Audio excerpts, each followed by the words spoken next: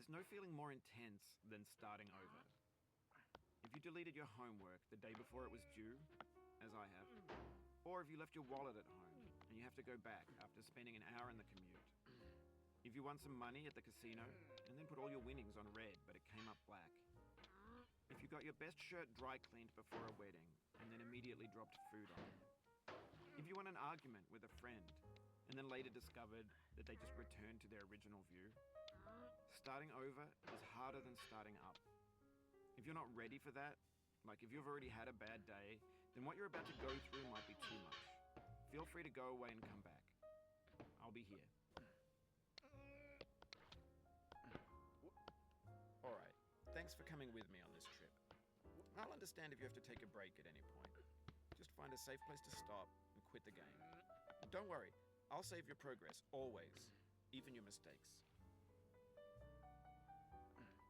This game is a homage to a free game that came out in 2002, titled Sexy Hiking. The author of that game was Jazuo, a mysterious Czech designer who was known at the time as the father of B games.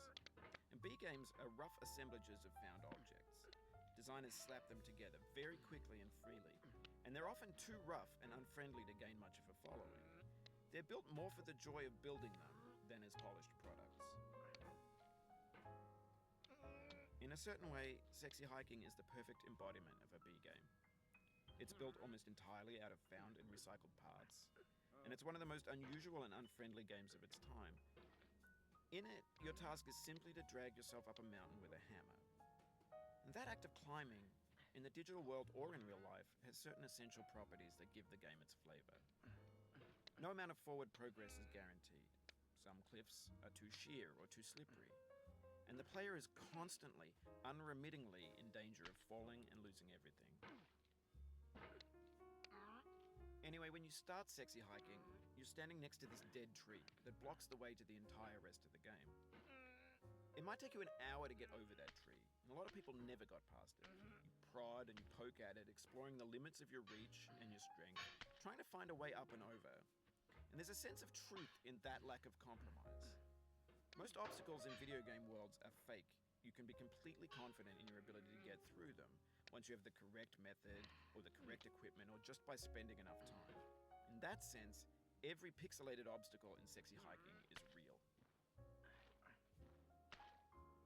The obstacles in Sexy Hiking are unyielding, and that makes the game uniquely frustrating. But I'm not sure Jazuo intended to make a frustrating game.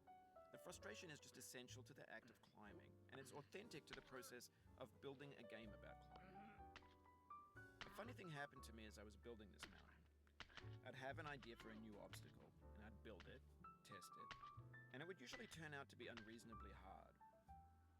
But I couldn't bring myself to make it easier.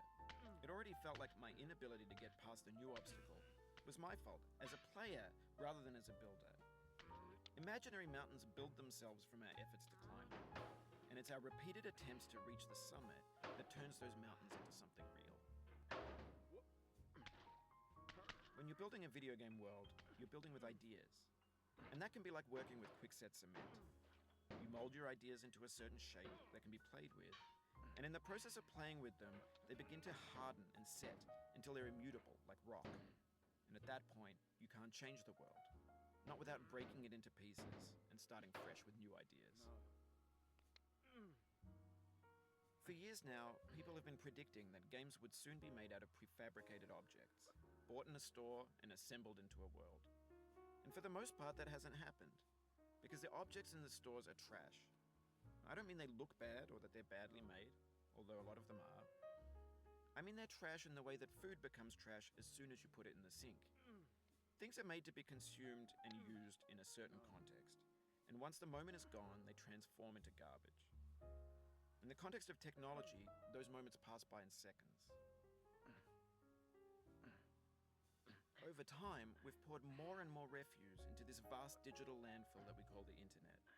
It now vastly outnumbers and outweighs the things that are fresh and untainted and unused.